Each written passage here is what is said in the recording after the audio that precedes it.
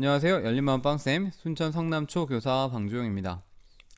이번 시간에는 학생들이 자발적 문제 해결 역량을 키워가는 어떠한 학급 자치 시스템에 대해 안내를 해드리도록 할 텐데요. 학생들이 특정한 어떤 시스템을 통해서 스스로 학급살이에서 발생하는 다양한 유형의 문제들을 해결하는 그 방법, 그 과정에 대해서 안내를 해드리도록 할게요. 두 개의 파트로 구성을 했고요. 이 첫 번째 파트 1 영상에서는 기본적인 그 시스템에 대한 설명과 그리고 학생들이 생활규범을 내면화해가는 그 시스템을 소개를 해드리도록 할게요. 네, 먼저 학급 사례 중에 발생하는 문제들의 유형을 안내를 해드릴 텐데요. 첫 번째 유형은 생활 태도의 문제입니다. 두 번째는 학습 태도 문제, 세 번째는 관계 충돌 문제입니다. 이 각각의 유형에 따라 문제를 해결하는 그 방법, 이 시스템이 달라야 할 텐데요. 1유형은요, 생활태도 문제는 수업 시간 외에 발생하는 공동체의 구성원으로서 개인이 지켜야 될 어떤 언행과 사고 판단의 문제라고 볼 수 있습니다.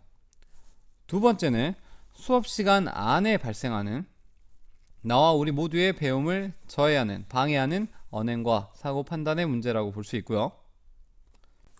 3유형은 관계 충돌 문제, 학교 생활 중에 발생하는 학생 간의 관계 충돌의 문제, 놀림, 욕설, 험담, 참견, 갈취, 때리기, 그리고 성인권 침해 등의 이러한 충돌의 문제를 이야기합니다.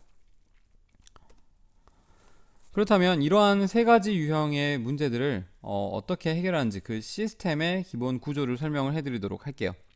영역, 단계, 횟수로서 그 구조 설명을 할 텐데요. 네, 문제 해결의 그 시스템의 영역, 먼저 생활규범 내면화, 학습규범 내면화, 관계규범 내면화, 각각의 유형에 따른 영역으로 구분이 되어 있습니다. 다음으로 문제 해결의 단계는요, 생활규범 내면화는 7단계, 학습규범도 7단계고요. 관계규범만 8단계로 구성이 되어 있습니다. 더 엄밀히 말하면 7 플러스 1단계인데요. 그것은 다음 파트 2 영상에서 소개를 해드리도록 할게요. 네, 이 단계는 그 문제 해결의 어려움 또는 심각성 이런 정도에 따라 상승하는데 순차적으로 상승하기도 하고요. 그 심각성의 정도가 어떠한가, 긴급, 시급, 이런 시급함의 정도 이런 것들을 따져서 학급 구성원의 어떤 합의, 네, 이런 것들을 통해 단계가 몇 단계를 뛰어서 상승하기도 합니다. 다음으로 문제 해결의 횟수인데요. 3회, 2회, 1회와 관련이 되어 있는데 이것은 단계 상승의 기준이 됩니다.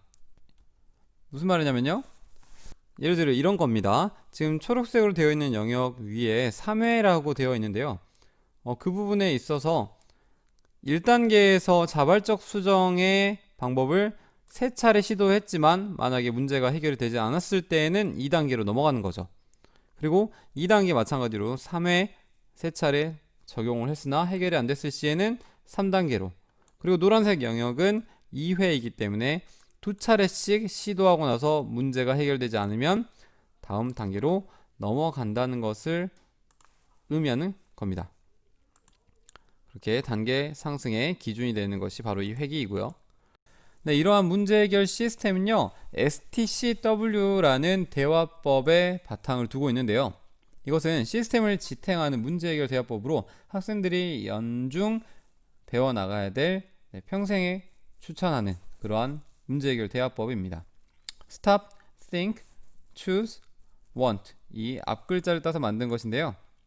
먼저 Stop은요, 어떠한 문제 행동이 발생했을 때 그 당사자 또는 그 주변에 있는 사람들이 문제 상황을 멈추도록 하는 것입니다. 그래서 행동 중지가 일어나는 것이 스탑이고요.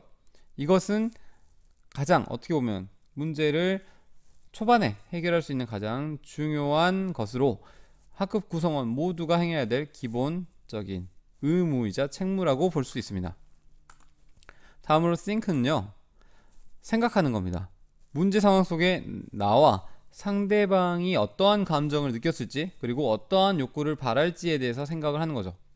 이는 문제 해결의 어떤 시작, 단서를 제공하는 그 공감의 시작, 공감이 가장 중요하기 때문에 문제 해결 공감의 시작, 그것을 생각해 보도록 하는 것이 이 두 번째 think 단계라고 볼 수 있죠. 다음으로 choose는요, 내가 문제 해결을 하기 위해서 어떠한 것을 실천할 것인지 그 책임 행동을 선택 다짐하는 것입니다.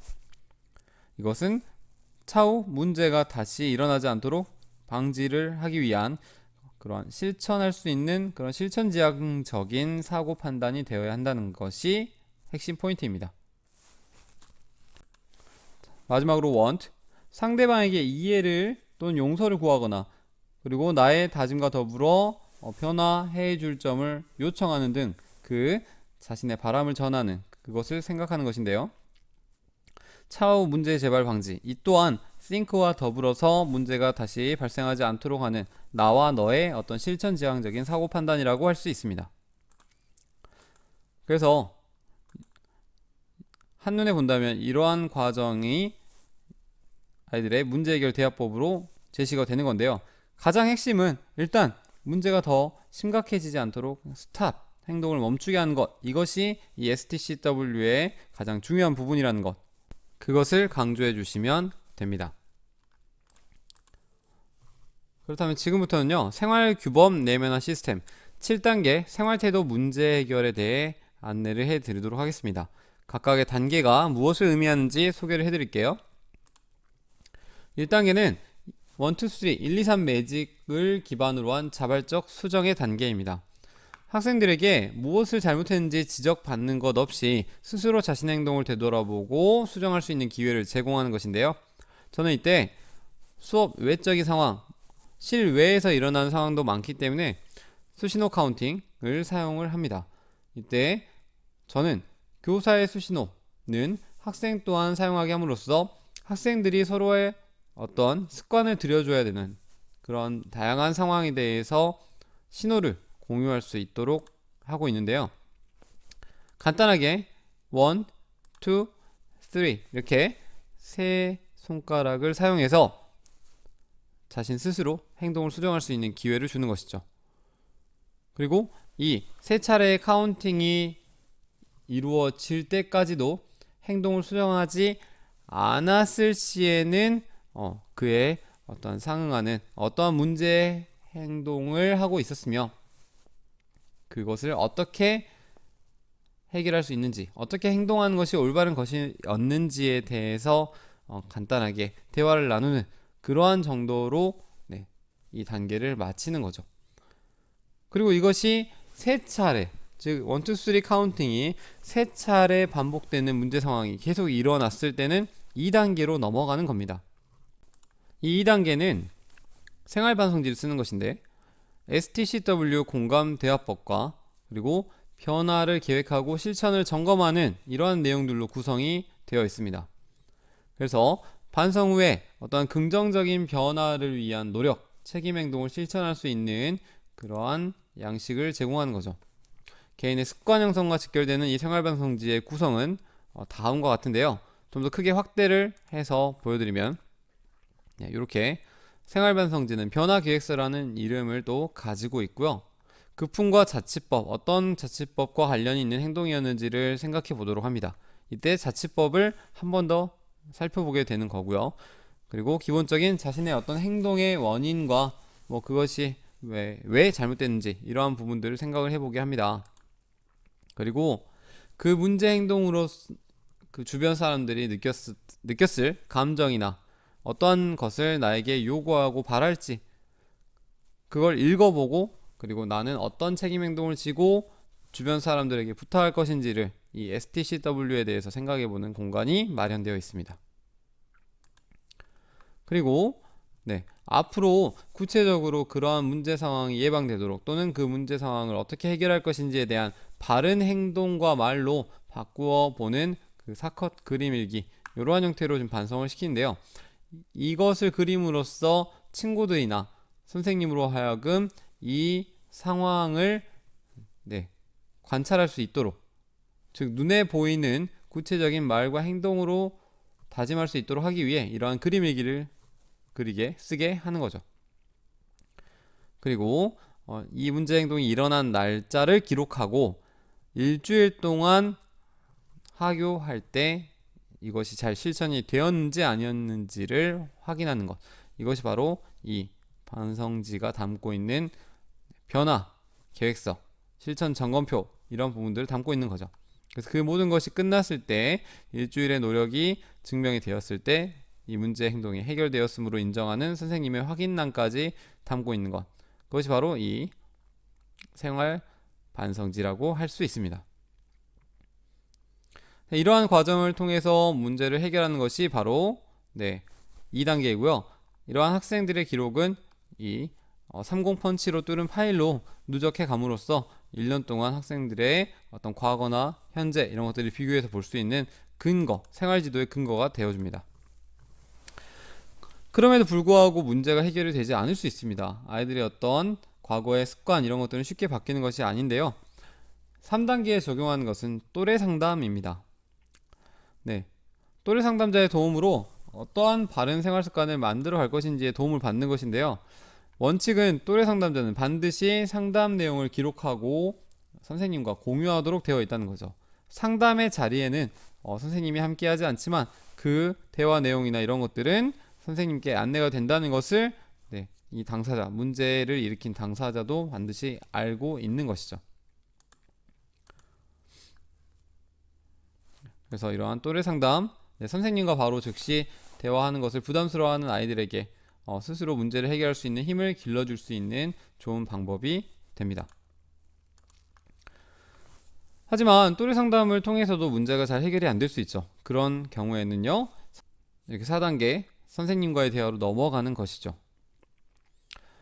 이것은요, 선생님과 함께 문제의 원인을 분석하고 대안을 찾아보면서 앞으로 노력할 점과 선생님께 도움을 요청하는 것, 친구들에게 어떠한 도움을 요청하는지 이런 것들을 찾아보는 것이죠.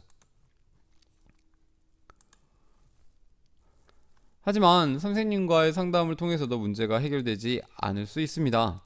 그때 저는 학급의 급훈과 자치법을 다 함께 생각해보고 해석해보는 시간을 갖는데요.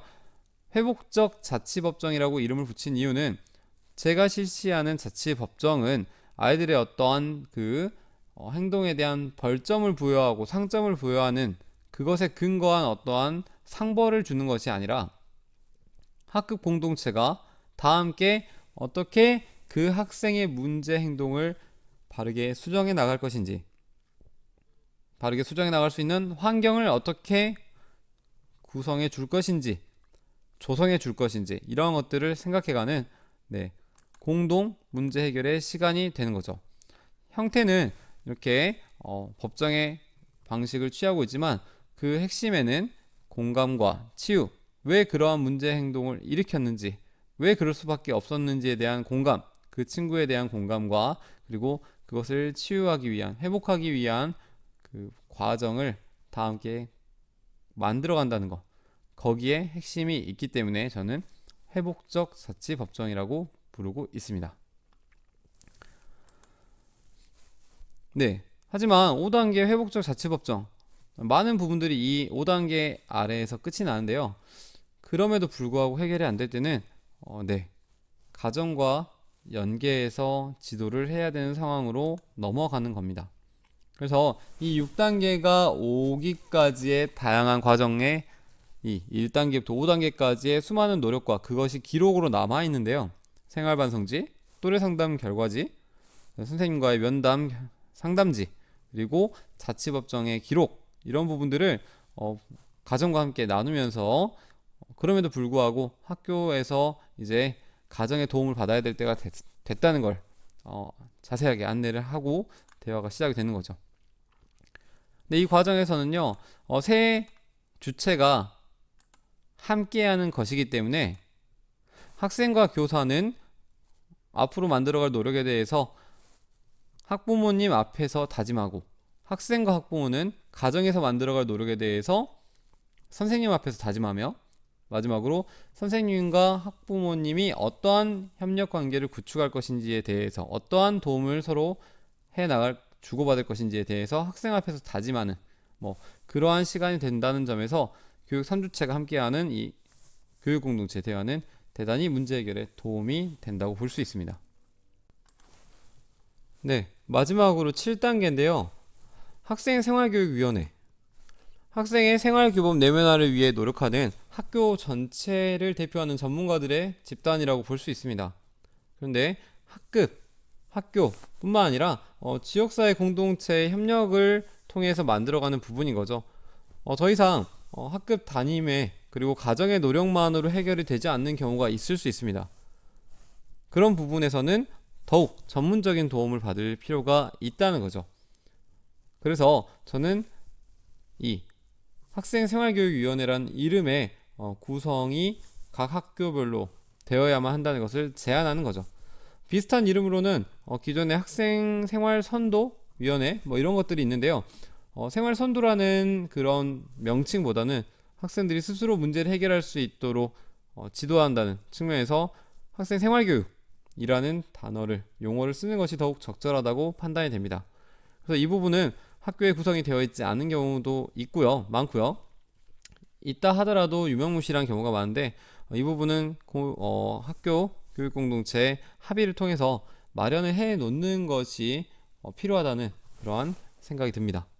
그리고 이러한 과정에서 학교의 다양한 구성원들이 많은 1학년부터 6학년까지 학생을 만날 수 있기 때문에 그 과정에서 학생들이 지켜야 될 학생 생활 규정에 대해서 재개정하는 그러한 과정을 통해서 학급과 학년 그리고 학교 차원에서의 생활교육이 맥락이 함께 연결될 수 있도록 하는 중요한 기준을 세우거나 그러한 노력들이 필요할 겁니다. 그래서 그러한 노력이 있었을 때 비로소 이러한 7단계 학생생활교육위원회가 더욱 성공적인 학생생활교육을 할 수 있을 것이라고 생각합니다. 네, 지금까지 파트 1 자발적 문제 해결 역량 강화 시스템, 기본 시스템과 생활규범 시스템에 대해 알아보았습니다. 다음 영상에서는요, 학습 규범 및 관계 규범을 내면화하는 그 시스템에 대해 소개해 드리도록 하겠습니다. 자, 이번 파트 1 영상 여기에서 마치도록 하겠습니다.